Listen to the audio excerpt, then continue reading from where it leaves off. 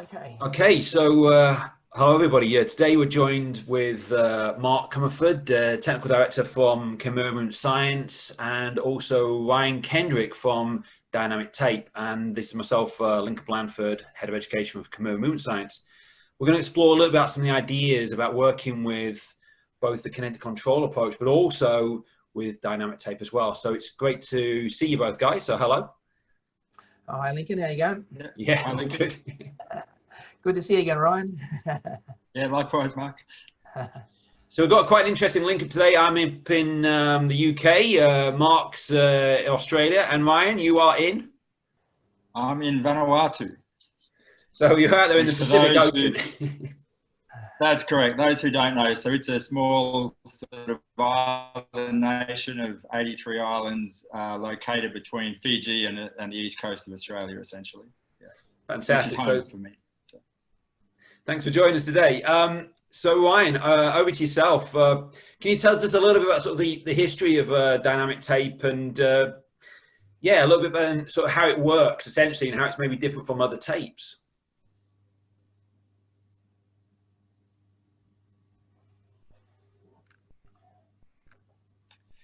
Yeah, sorry, I just the Vanuatu internet connections getting to us there, but yeah.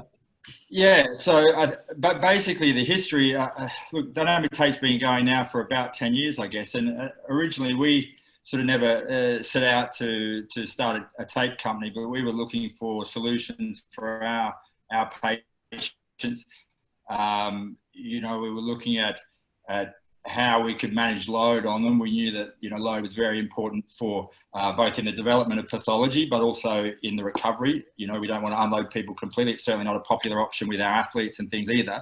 But we wanted to get that functional stress through things, that early functional loading, perhaps post-operatively, so we would get nice repair process going and all those sorts of things. And at the same time, we also wanted to be able to allow full movement. Again, movement being really probably the biggest way that we dissipate load, obviously, is to move. But also, once again, for function, you know, to be able to get into complex tasks in our work or in our performance of our sport. And there really wasn't anything out there. We were doing things like taping TheraBand to people and you know, inner tubes from bicycle tires, anything we could do to try to get that external force on there to do the work, to take load off something that was overloaded, or perhaps to assist where something was weak. If somebody had poor inner range knee control and were collapsing into flexion, if you like, could we come in and do something externally there to provide that, to improve that movement pattern, to perhaps change their position. So I guess in a way we were looking at two things. Can we modify the kinetics directly? So can we just do some of the work if they are overloaded or if they're weak, to combat or to overcome the external forces on them, whether that was gravity acting on the body, a foot drop, or whatever the case may be. And secondly, could we then, if we could get this genuine forcing, could we then change the movement and the kinematics, which again has a knock-on effect on the ability to generate and transfer force by altering things like our length tension, where we're operating on our length tension curve, perhaps changing the lever arm, maybe it's our tibialis posterior, and by changing the resupinating a little bit, we're changing that orientation of our subtalar joint axis, increasing the length of the lever arm of tib post, and again, increasing the ability to generate and transfer force will make it more efficient. So, yeah, it was sort of what we were trying to do, I guess, in simple terms, like a dynamic splint. You know, we've got this big rubber band on there. Say somebody's had a flexor tendon repair. We've got the splint component and the rubber band component. They can use the active sort of intact extensors to allow gliding and movement and all the benefits of some low functional stress through it. But then the big rubber band would spring them back to do the work to protect the graft. And it was sort of a little bit, you know, that principle, but trying to apply it everywhere, and obviously without the limitations of the restriction of the splint or restriction of movement that we would get with an athletic tape and those sorts of things. Okay, fantastic. So the idea then, both sort of changing both the kinetic and kinematics around loading using tape seems to be a sort of a key feature of what we're talking about. So again, just going to throw this open to Mark here. So Mark, in terms of the use of dynamic tape, how do you see that working with, I guess, the KC approach? Okay. Yeah. So the KC approach, has a couple of key components to it. It's looking at, the direction and the coordination of control of direction and at the site and direction, and also looking at the recruitment synergies between the muscles that provide movement or control movement or create restrictions. And so, one of the things I've certainly come across since I first came across dynamic tape, and Ryan, you did that course in Brisbane a while back, and one of the things I come across, it's simply one of the best products I've come across to work with, augment what we do. So I probably would use it on close to 80% of all the clients I see nowadays. So, and one of the things that I really find with it is that in terms of providing that proprioceptive feedback about, when we want people to control a particular site and direction, we can use rigid tape if they're really acute, but that really locks them up and they actually don't use the dynamic movement. So we can use it in terms of our site and direction control to get them to do low threshold and high threshold work. But it gives them the sensory proprioceptive feedback to provide augmentation of the cognitive control work we do, but provides physical support as well, because we can use a couple of different tensions in the tape. We can use the standard tape, we can use the eco tape, which is higher resistive tension. We can set up a power band to let you greater range of movement. So there's a lot of different ways that I use it personally for the site and direction control work. So to teach people how to coordinate the control of provocative movements in particular. But then the other component is that, that's sort of the early symptom management component. And one of the other things that I find really useful is in terms of the dealing with recurrence, is making the recruitment efficiencies work in terms of the muscles that have a global stabilizer role, having to work, being able to move your joints through your functional ranges of motion. And, that's where sort of what Ryan was talking about, it can assist the muscle. But one of the things that we find in terms of our testing of these global stabilizer role muscles is that they often become posturally lengthened or inhibition lengthened. So they become inefficient in their shortened range.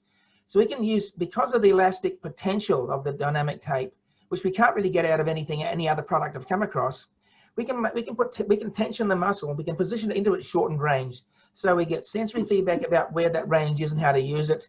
We get assistance to work into that range when people are inefficient there, but we still allow them to use the full range. And as they work eccentrically, they get a sensory stimulus and eccentric training component that they've got to work those same muscles too. So it gives us the eccentric outer range recruitment, it gives us inner range recruitment and support for the stabilizer role type muscles.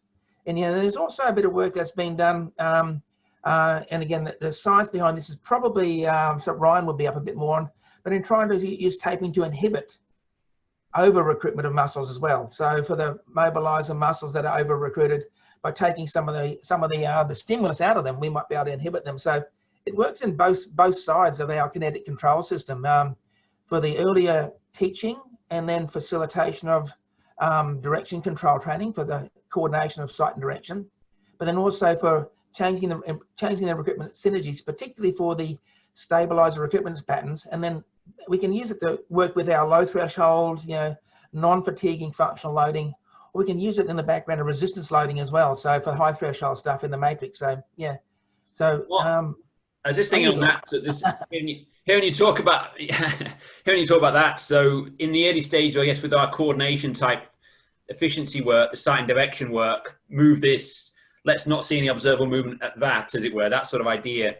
We're offering that sort of additional proprioceptive input to the patient, the client. But I think even more interesting at the moment is what we're describing in terms of the synergist work, where when we're, it's almost sort of a pseudo synergist we're adding, or some sort of synergy augmenting process, because we're adding this additional component to a specific synergist in a specific vector that we're trying to sort of, again, augment one specific synergist, or again, this idea about inhibiting. So again, maybe the inhibitory type work, I'm going to sort of take that back to Ryan, actually. Ryan, any sort of ideas on this sort of inhibitory type idea that we've been talking about there? Yeah, look, I think if you look at the basic physics of it, ultimately we're a body, quite literally, but we're being acted upon, and acting upon our environment.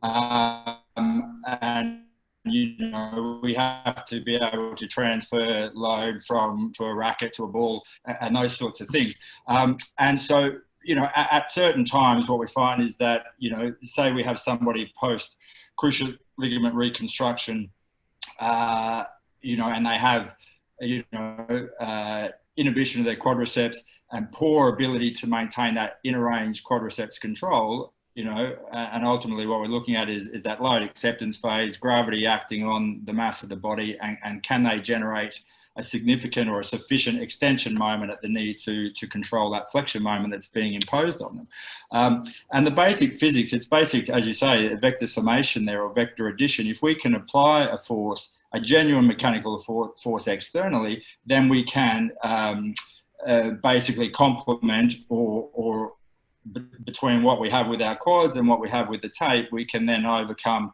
that force. And there's some nice videos that we have actually of people who have had nerve injuries, so compression injuries or transection injuries of nerves where they actually don't have any real active movement, if you like, of the wrist extension, say in radial nerve. Actually, one was posted literally today, this morning on Facebook.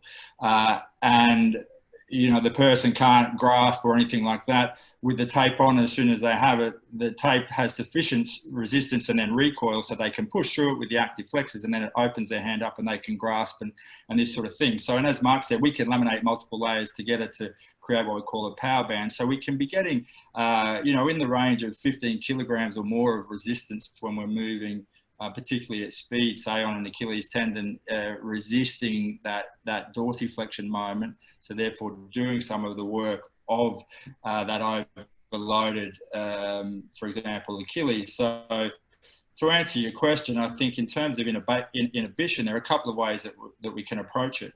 One is if we can do the work externally, we reduce the workload requirements or the demands on the structure that would otherwise have to do it. So, for example, with the Achilles there, if there's no tape in place, the Achilles has to control 100% of that eccentric dorsiflexion as we land on the toe.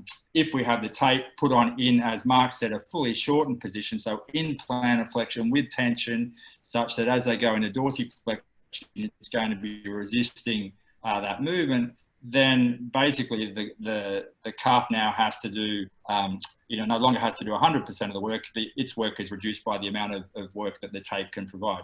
The other way, I think there's probably two other ways that we can reduce work of muscle from a mechanical perspective. And one is by improving efficiency. So like we said earlier with the tibialis posterior, by changes in position, we can alter a couple of other things. One is that we can alter the length of a lever arm, for example, and that might be the lever arm of a muscle. So obviously if the insertion, if the distance where the force is applied is further away from the axis, we have a longer lever arm, and therefore for the same amount of force or work of muscle, we get increased torque production. Okay, and we do know around the foot, if we supinate more, it actually increases the distance that tibialis posterior insertion is from that axis. And so therefore, to produce the same force to counter the pronation moment, tib post doesn't have to work as hard. So that's reducing or effectively inhibiting a muscle that tends to be overactive because it's inefficient at generating the force. The other thing is if we look at, say, something like a shoulder, you know, again, if we're in an anteriorly rotated, anteriorly tilted, downwardly rotated type of position, we have a few things going on. You know, where we can come in and take the weight of the arm and upwardly rotate and bring them back. And what we're doing there are several things at once. One is if we're in that downwardly rotated position, those upward rotators, our middle and lower fibers, the trapezius and so on, tend to be elongated. So they're at length and therefore in an inefficient position to generate force themselves. So actually by bringing them back into a better position, we can better recruit those. And in doing so, we can then get that reciprocal inhibition, if you like, of some of those overactive downward rotators. So it's not that we're, you know, putting a tape over a muscle to try to get some neurophysiological inhibition. I think the jury is sort of a little bit out on how that works. You know, certainly some of the things that we thought worked have probably been shown to be a little bit different to how we understood it. Certainly, Dr. Carolyn Alexander out of the UK and their colleagues have done a number of studies looking at taping across muscle and along the line of muscle, and the idea with lower facilitation, and if we taped across the muscle, maybe levator scapulae or something like that, we would get inhibition. And they looked at your Hoffman reflex, so your motor neuron pool excitability basically, and they showed actually that taping along lower trapezius created inhibition rather than facilitation from a motor neuron pool level. And taping across it didn't do anything. And then they repeated that on the calf and they found the same thing. Now, they were in asymptomatic people. We don't know if people in pain behave the same way as people who aren't in pain. We don't know if certain muscle groups, because we know muscles have different roles, so we don't know if certain muscle groups behave differently or not. So there's a lot of unknowns around some of that in terms of the neurophysiological side of it. But in terms of the loading side, we know that load, as I say, is a key driver.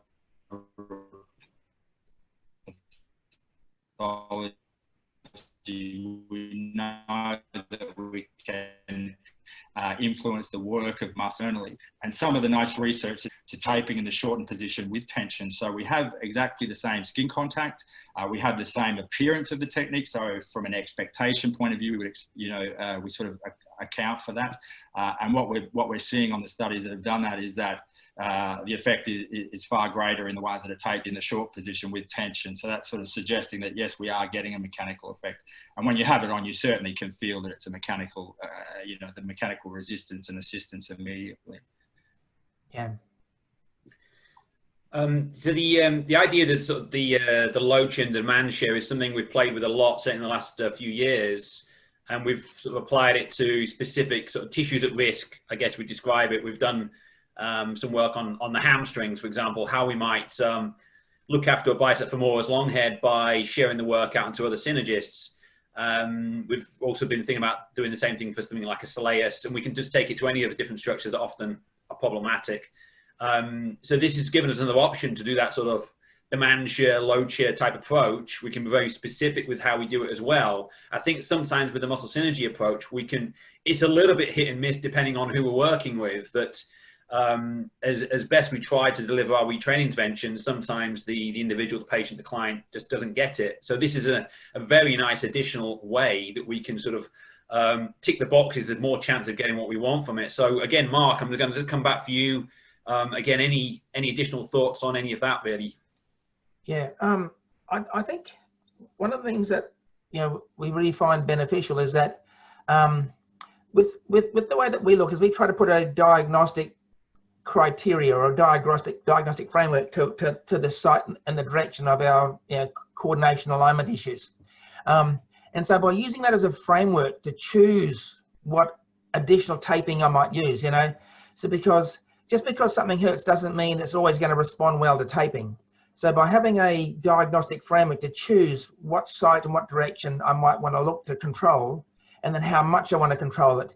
Yeah, so in some situations, I would still use rigid tape to absolutely stop it from moving because it's just too acute. But that would be a very short window, and it's not very functional. So that's sort of the uber protection phase. And I want to get people out of that in getting them recovering movement as soon as I can too. So that's where sort of, we can use sort of, an elasticized dynamic tape to provide a really good sensory control mechanism there. And then, but because, some people with, for example, a shoulder problem their sight and direction of uncontrolled, but it might be downward rotation. Someone else, it might be forward tilt. Someone else, it might be humeral anterior glide. So all those people are going to present with pain in the anterior shoulder. But by having a clear diagnosis of the movement control fault, or the movement control impairment, or the alignment coordination, movement choices that they've lost, we can give that framework, and that then can make me very specifically pick a taping that's going to, number one, help their symptom control, but also help their movement control recovery. And so that whole combination is what I find particularly useful, is having a diagnostic framework to help me choose what particularly I'm going to control when I'm using sight and direction control taping. And then based on that, I can then work out which muscles I'm going to need to facilitate into more shortened range more effectively in terms of the stabilizer, mobilizer, in the global stabilizer role, global mobilizer role synergies, to try and really facilitate that long-term recovery, because that's one of the things I find makes the biggest difference to recurrence, is getting that, not just symptom management, because the symptoms come back, but what changes recurrence is changing the efficiency of how they move through the full range. And then so basically in terms of the muscles that I want to facilitate in terms of recruitment efficiency, and from the Kinetic Control framework, I would do a test of a variety of different synergists.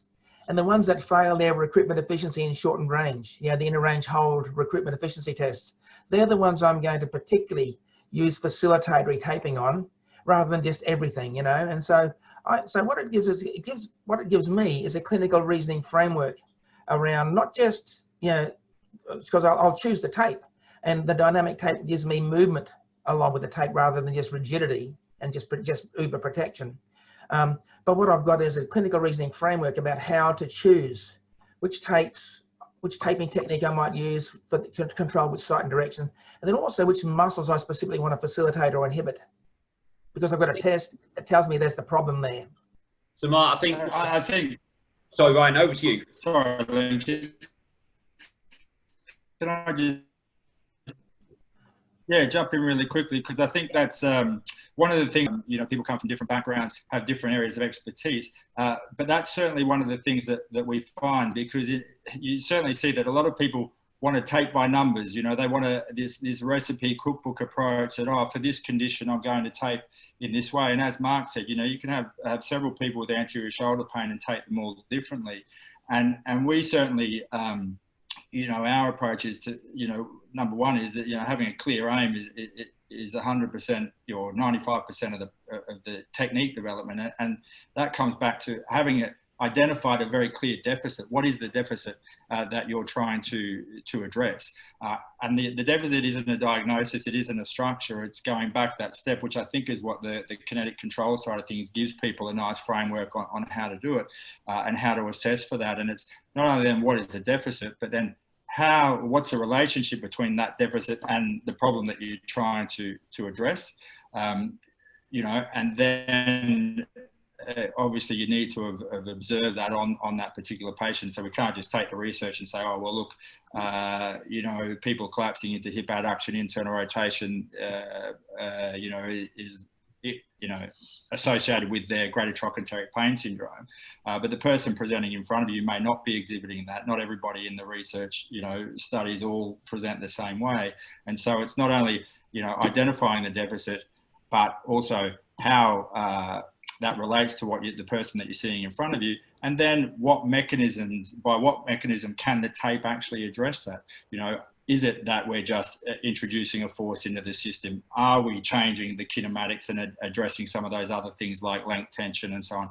Are we creating compression and maybe enhancing that force closure mechanism by increasing the stability and that coefficient of friction at the joint surfaces, maybe on a syndesmosis injury or something like that? And then how do we go back and evaluate to determine that we were effective in that way? Because as I say, the tape is very effective, and the research is showing this at changing movement. And we might change that person with hip adduction, internal rotation, and it may not change their pain with trochanteric pain syndrome. Now, that doesn't mean that the tape did its job, because its job was to take some of that load, reduce the magnitude and velocity of their collapse into hip adduction, internal rotation. But what it means then, we can use that in our reassessment and in our hypothesis to sort of say, well, look, clearly in this person, either we need to increase the magnitude of the amount of work that we're doing, or that perhaps that movement in that particular person isn't associated with their condition. And so it helps us build on our hypothesis as well. Yeah, well, but just along that point, that I think is a very important point, Ryan, is just putting something on generic by numbers. I've got this condition, I use this tape. Often doesn't work. We all see that, historically in the past, and that's why one of the things I find particularly useful is I can put the tape on for the particular goal or the aim I'm trying to achieve, but then I can redo the test that told me I've got a deficit, and so show that, number one, it's better with the tape on, so they're going to then create learning and improve functional efficiency while the tape's on, and they're going to take stress away from provocative tissues while the tape's on. But number two, I can then reevaluate when the tape is off after they take the tape off, when I'm looking at it again, have they taken a step forward in maintaining a better level of control? Are they able to maintain a pass of that test? Or, you know, have they improved but not fully there yet? So part of that's a really important part of clinical reasoning, clinical framework. We've got to come with a diagnosis. We've got to provide an appropriate intervention, and whether we use taping or whether we're using movement control or combinations of that cognitive exercise and movement control, they all work great together. But then we want to reassess the effectiveness of with the tape on, and has that created a learning response? Has that created a structural response over time that then we don't need to use it forever, you know? Okay, guys, Great. And it can give great buy-in from your patient too, because they see, you know, they can see the effect that you've had, and therefore that helps with your compliance with their exercise and everything else. So important, yeah. You know, so there's all those things, not to mention things like, you know, beliefs around self-efficacy and, oh, look, you've changed my pain immediately, so I'm not going to be stuck with it for the rest of my life, and things like this when you start getting into some of your more persistent pain cases. So there's a lot of additional things, if you like, beyond just taking some load and changing some movement. Yeah. Okay, guys, so I think one of the key points that come out of this is the framework of KC, but also then sort of really strategically applying dynamic tape within that framework as well, and using both to maximize the opportunities provided by the framework and also the tool itself, and really sort of using some good clinical reasoning to how you apply it. Any final thoughts before we sort of round up for today? Yeah, just one. Because the time that I've actually done this only in a course environment for clinicians was in New York last year, before the virus hit us all. But that was incredibly successful. The therapists who'd been on that course were people who already had the concept of our diagnostic frameworks and our testing, and then they, you know, like what they found is that this was just such a great tool to work with what we do, you know. And so, you know, because the bottom line is we want people to change the way they move, and using a cognitive retraining program based on the clinical diagnosis, plus also then supporting that with a taping strategy that can deal with more than one goal in what we're trying to achieve, and we can use it as part of reassessing the effectiveness of how we change movement for the better. Yeah, it's like having Mark walk around providing some tactile feedback and some verbal cueing the whole time, you know, 24 hours a day. So, but look, I agree as well, because as I said, one of the big issues that we have certainly in some countries is people don't have that foundation of the clinical reasoning of their anatomy and biomechanics and so on. And you know, the work that I've done with Mark and some of our instructors, for example, in Sweden, Claire, you know, Martin, Kinetic Control, you know, instructors as well, and people like James Moore as well, you know, very big on the biomechanics. And so what we find is that it really does give people the basis to build their techniques from, and to develop that very clear aim to identify those deficits and the relationship, and then to develop a technique to address it. Yeah. Okay, guys, thank you very much. That's excellent. So real good insight in terms of using dynamic tape alongside also the KC approaches, the framework, the ways of testing and retraining movement. So thanks for joining us today. We'll say goodbye for now. So see you later, Mark. Okay, thanks, Lincoln. Good to catch up with again, Ryan. And you know, we've got to start doing a bit more work together. It's a good idea. Yeah, thank you both. I really enjoyed the chat. Okay, catch you later.